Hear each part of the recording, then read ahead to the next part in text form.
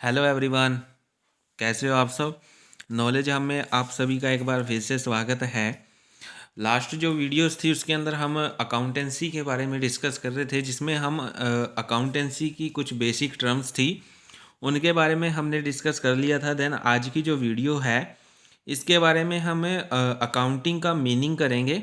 Then इसकी characteristics दी गई हैं उसके बारे में हम डिस्कस करेंगे और कुछ फंक्शंस दिए हैं और उसके कुछ ऑब्जेक्टिव सेट किए गए हैं कि अकाउंटिंग क्यों की जाती है, उसके बारे में हम आज की वीडियो के अंदर डिस्कस करेंगे।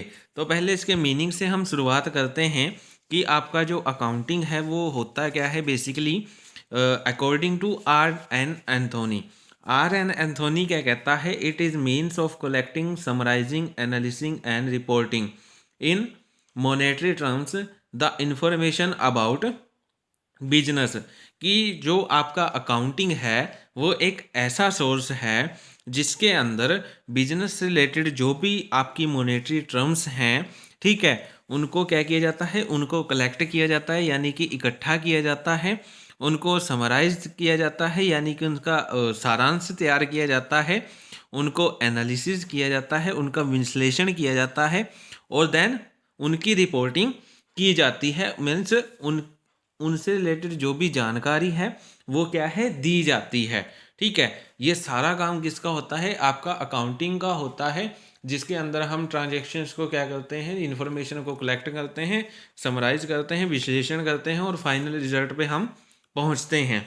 ठीक है, तो ये आपकी बेसिक सी डेफिनेशन थी अकाउंटिंग की। उसके बाद इसकी हम एक और डेफिनेशन देख लेते हैं जो कि आपकी दी गई है according to American Institute of Certified Public Accounts. अब ये क्या कहता है, ये कहता है accounting is a art of recording, कि जो आपकी अकाउंटिंग है वो रिकॉर्ड करने की क्या है, एक आर्ट है, एक कला है। ठीक है, जितनी भी ट्रांजेक्शन्स होती हैं उनको रिकॉर्ड करने की क्या है, एक कला है। और क्लासीफाइंग यानी कि क्लासीफाई करना और उन इन्फॉर्मेशन को क्या करना, समराइज करना in a significant manner, significant manner के अंदर क्या करना, समराइज करना and in terms of money, और टर्म्स मनी की टर्म्स में उनको क्या करना, शो करना। ठीक है, उसके बाद क्या कहता है, transactions and events which are in part at least of the financial character and interpreting the results thereof. अब ये क्या कहता है, according to American Institute of Certified Public account, ये कहता है कि जो आपकी अकाउंटिंग है वो एक तरह की कला है जिसके अंदर आप क्या करते हो, फाइनेंशियल जितनी भी आपकी ट्रांजेक्शन्स होती हैं, ठीक है, जितने भी इवेंट्स होते हैं उनको मॉनेटरी टर्म्स में यानी कि मनी के टर्म्स में क्या किया जाता है, लिखा जाता है, रिकॉर्ड किया जाता है। उसके बाद क्या कहता है, और उनको एक इम्पोर्टेंट जो भी मेथड्स होते हैं, ठीक है, इम्पोर्टेंट मेथड से उनको क्या किया जाता है, उनको वर्गीकृत किया जाता है। ठीक है, वर्गीकृत कृत करने के बाद जो भी रिजल्ट्स आता है, ठीक है, जो भी मतलब कि निष्कर्ष निकलता है, जो भी कंक्लूजन निकल के आता है उसको क्या किया जाता है, शो किया जाता है, उसको दिखाया जाता है, इसके बारे में रिपोर्ट की जाती है। ठीक है, तो ये आपका अकाउंटिंग का है। तो उसके बाद नेक्स्ट हमारा आता है वो आपका करेक्टरिस्टिक्स का पॉइंट आता है कि कौन कौन सी ऐसी करेक्टरिस्टिक्स होती हैं जो अकाउंटिंग में पाई जाती हैं, कौन कौन सी उसकी विशेषताएं होती हैं। तो फर्स्ट क्या कहता है, accounting is an art as well as science, कि जो आपका अकाउंटिंग है वो आपका आर्ट भी है और साइंस भी है। मीन्स कला भी है और विज्ञान भी है। ठीक है, ये आपकी जो अकाउंटिंग है वो आर्ट क्यों है, आर्ट इसलिए है क्योंकि जो आपके प्री डिटरमाइन जो ऑब्जेक्टिव्स होते हैं उनको पूरा करने में आपकी अकाउंटिंग एक इम्पोर्टेंट रोल प्ले करती है, इसलिए इसको क्या माना गया है, एक आर्ट माना गया है। और इन अदर साइड अगर साइंस है, साइंस इसलिए इसको कहा जाता है क्योंकि ये कुछ प्रिंसिपल पर क्या होती है, बेस्ड होती है। ठीक है, कुछ प्रिंसिपल के अकॉर्डिंग जो आपकी अकाउंटिंग जो मेथड है वो क्या करता है, काम करता है, इसलिए इसको साइंस भी माना जाता है। उसके बाद नेक्स्ट पॉइंट आता है recording of transactions of financial characters. अब ये क्या कहता है कि जितने भी आपकी फाइनेंशियल करैक्टर की जो भी मतलब कि फाइनेंशियल नेचर की जितनी भी ट्रांजैक्शंस होती हैं उनको रिकॉर्ड करने में आपका अकाउंटिंग क्या होता है, हेल्पफुल होता है। उसके बाद नेक्स्ट पॉइंट आता है recording in terms of money, कि मनी की टर्म्स में आपकी जितनी भी आपकी जो ट्रांजैक्शंस हैं उनको रिकॉर्ड करने का काम कौन करता है, आपका अकाउंटिंग करता है। अकाउंटिंग में सभी प्रकार की क्या की जाती हैं, ट्रांजैक्शंस की जाती हैं जिनको आप मनी के टर्म में क्या कर सकते हो, दिखा सकते हो। ठीक है। उसके बाद नेक्स्ट पॉइंट आता है क्लासीफाइंग। अब क्लासीफाइंग क्या कहता है कि जो आपका अकाउंटिंग है, ठीक है, अकाउंटिंग में क्या है, सभी ट्रांजैक्शन को रिकॉर्ड करने के बाद उनको क्या किया जाता है, अलग अलग कर दिया जाता है, उनको क्लासीफाई किया जाता है, उनका वर्गीकरण किया जाता है। जैसे आपकी मान लीजिए कैश से रिलेटेड अगर कोई आपकी ट्रांजैक्शन है, आपको उससे कैश मिल चुका है, तो आप क्या करते हो, जितनी भी मतलब कि कैश सेल्स हैं उनको आप कैश बुक में लिख देते हो और क्रेडिट को आप अलग लिखते हो। मान लीजिए आपने कोई प्रोडक्ट को सेल किया है, सेल आप अलग लिखते हो सेल बुक में, परचेज बुक में अलग लिखते हो, ठीक है, जर्नल एंट्रीज अलग करते हो। तो क्या करते हो आप इसमें अकाउंटिंग में क्या करते हो, सारी की सारी जो ट्रांजेक्शन्स होती हैं उनको क्या करते हो, वर्गीकृत करते हो, क्लासीफाई करते हो। उसके बाद नेक्स्ट पॉइंट आता है समराइजिंग। समराइजिंग में क्या कहता है कि जो आपका अकाउंटिंग होता है इसके अंदर आप क्लासीफाई करने के बाद मीन्स जितनी भी ट्रांजेक्शन्स हैं उनको उनके नेचर के अकॉर्डिंग अलग अलग करने के बाद, ठीक है, उसके बाद उनको क्या करते हो आप, उनका समराइजिंग करते हो, उनका एक सारांश तैयार करते हो। ठीक है, जिसके अंदर जो आप क्या करते हो, जो भी आपने इन्फॉर्मेशन क्लासीफाई की थी, अलग अलग जो भी आपने इन्फॉर्मेशन की थी उसको आप इस ढंग से क्या करते हो, प्रेजेंट करते हो, ताकि जो भी आपके मैनेजर्स होते हैं या जिनको वो इन्फॉर्मेशन चाहिए वो इसको इजीली क्या कर सकें, समझ सके। ठीक है। उसके बाद नेक्स्ट पॉइंट आपका आता है, वो आता है इंटरप्रेटिंग ऑफ द रिजल्ट्स, परिणामों की व्याख्या करना। अब जो आपका अकाउंटिंग होता है, ठीक है, वो उसके अंदर जो भी मतलब कि आपके रिजल्ट्स होते हैं उनको क्या किया जाता है, बैलेंस शीट के थ्रू या फिर जो आपके प्रॉफिट एंड लॉस जो भी मतलब कि हैं उनके थ्रू, या जो भी आपके trading and profit and loss account है उसके थ्रू क्या किया जाता है, दिखाया जाता है, प्रेजेंट किया जाता है, ताकि जो भी आपके बिजनेस में जो भी इंटरेस्ट रखते हैं, जो भी पार्टीज आपके बिजनेस में क्या करती हैं, इंटरेस्ट रखती हैं, जैसे आपका ओनर हो गया, बिजनेस का ओनर हो गया, मैनेजर्स हो गए, बैंकर्स हो गए, क्रेडिटर्स हो गए, ठीक है, और जो भी एम्प्लॉयज़ हैं उनको क्या किया जा सके, आसानी से उनको प्रेजेंट किया जा सके। ठीक है। जो आपका बैलेंस शीट होता है उसके अंदर सारी इन्फॉर्मेशन दी होती है। ठीक है। उसके बाद नेक्स्ट पॉइंट आपका आता है कम्युनिकेटिंग का। कम्युनिकेटिंग यानी कि संदेश वाहन।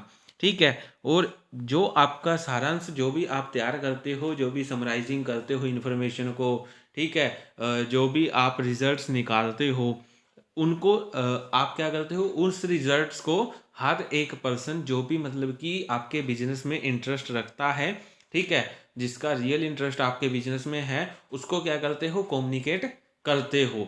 ठीक है। तो ये सारी आपकी अकाउंटिंग की करेक्टरिस्टिक्स थी। देन उसके बाद आपका नेक्स्ट पॉइंट आता है, वो आता है फंक्शंस का।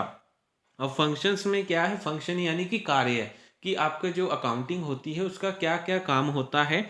फर्स्ट आता है recording of the business transactions, कि ट्रांजेक्शन यानी कि बिजनेस से रिलेटेड जितनी भी ट्रांजेक्शन्स होती हैं उसको रिकॉर्ड करने का काम किसका होता है, अकाउंटिंग का होता है।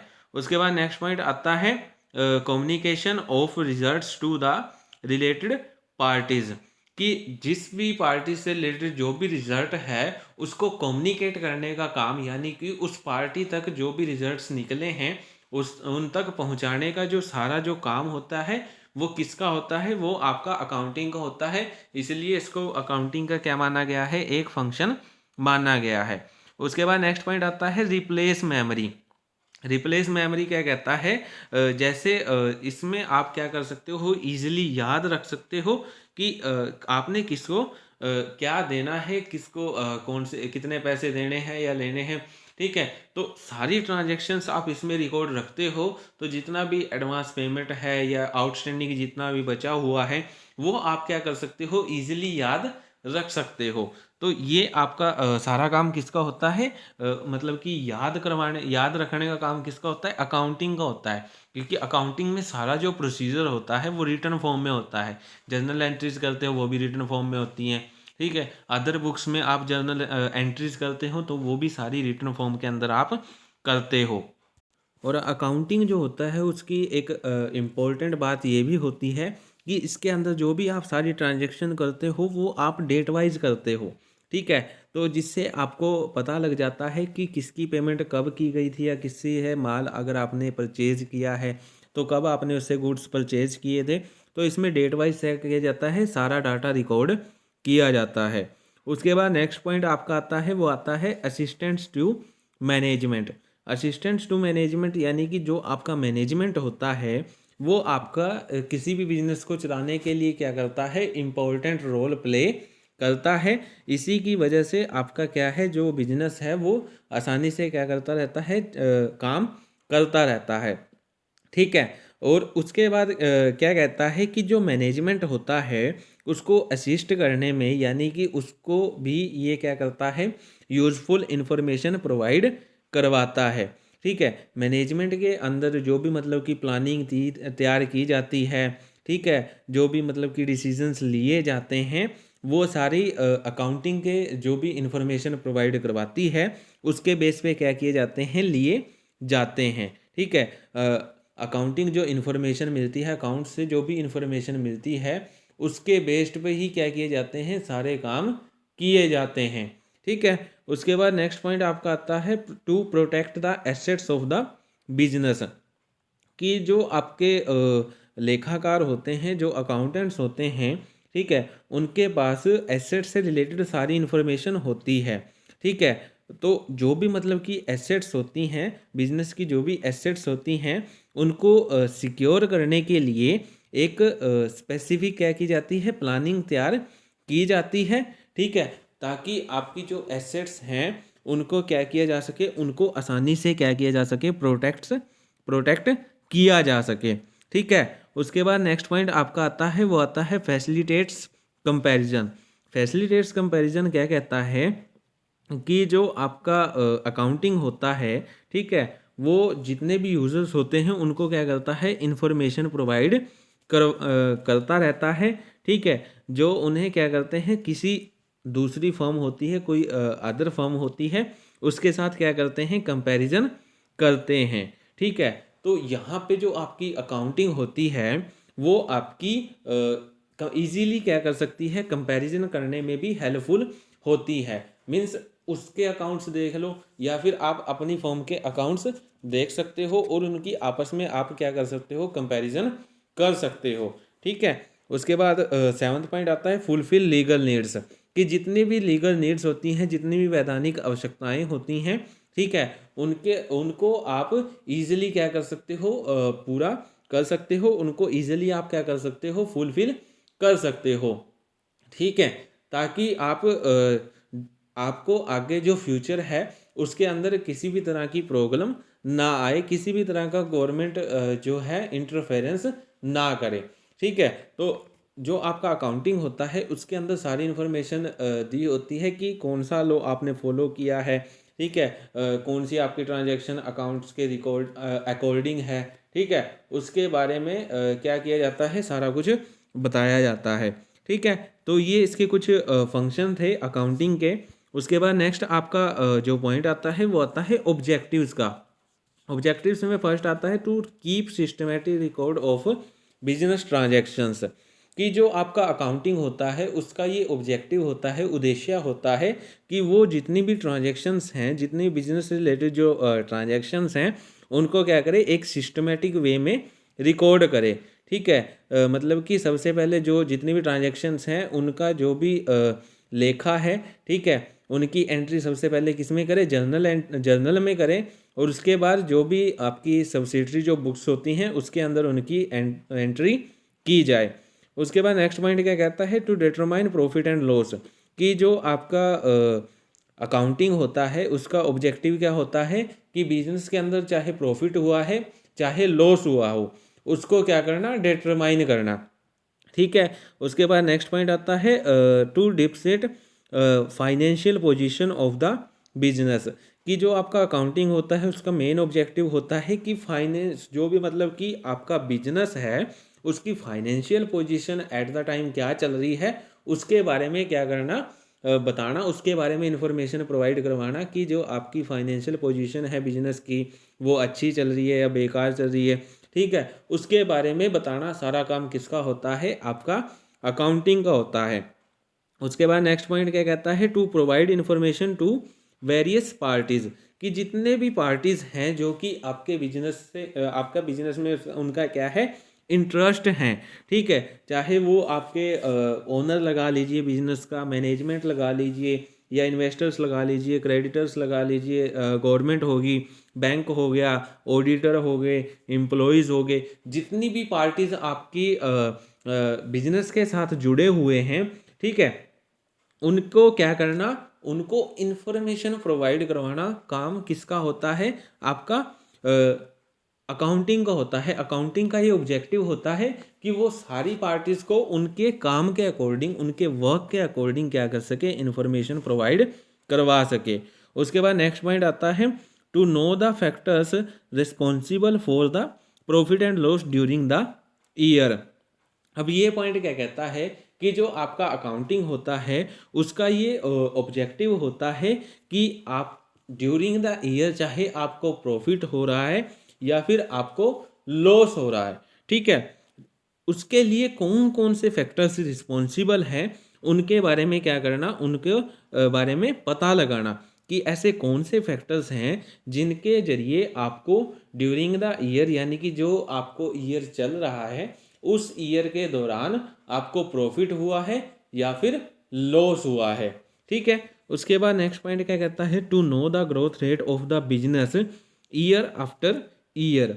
अब ये पॉइंट क्या कहता है कि जो आपका अकाउंटिंग होता है उसका ये ऑब्जेक्टिव होता है कि ईयर आफ्टर ईयर मीन्स एक ईयर के बाद नेक्स्ट ईयर आपकी जो बिजनेस है उसकी ग्रोथ रेट क्या है। ठीक है, उसके बारे में क्या करना, इंफॉर्मेशन प्रोवाइड करवाना कि ईयर बाय ईयर आपका जो बिजनेस है वो कितना ग्रो कर रहा है।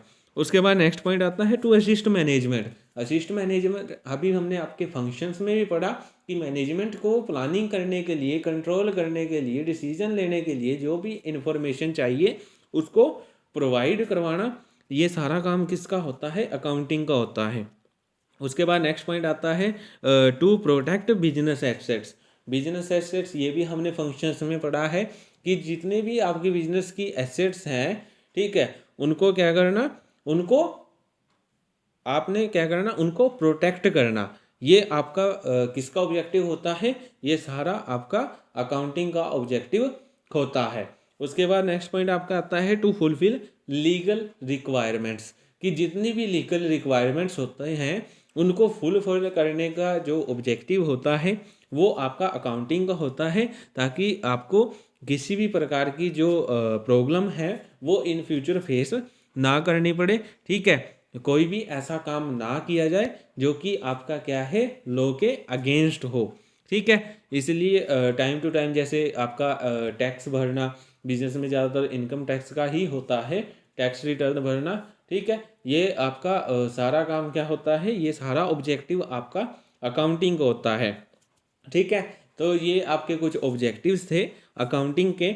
सो आज की जो वीडियो है इसके अंदर हमने आपका अकाउंटिंग का बेसिक सा कंसेप्ट कंप्लीट किया है, जिसमें हमने अकाउंटिंग का मीनिंग कंप्लीट किया है, जिसका मतलब आपको अगर ईजिली वर्ड्स में बताया जाए तो उसका काम होता है जितनी भी ट्रांजैक्शंस बिजनेस के अंदर हुई हैं उनको रिकॉर्ड करना। ठीक है, उनको समराइज करना, उनको क्लासीफाई करना और उनका एनालिसिस करके जो भी नेसेसरी रिजल्ट्स निकलते हैं उनको बिजनेस का जो भी मैनेजमेंट है उनको क्या करवाना, प्रोवाइड करवाना। ठीक है, उसके बाद हमने इसके कैरेक्टरिस्टिक्स के बारे में डिस्कस किया, देन इसके हमने फंक्शंस के बारे में डिस्कस किया, और उसके बाद लास्ट हमने जो पॉइंट किया वो आपका ऑब्जेक्टिव्स का पॉइंट बनता है। ठीक है। सो आज की वीडियो में हम इतना ही करेंगे। Thank you for watching. For more videos, for more knowledge, please like, share and subscribe my YouTube channel. Thank you.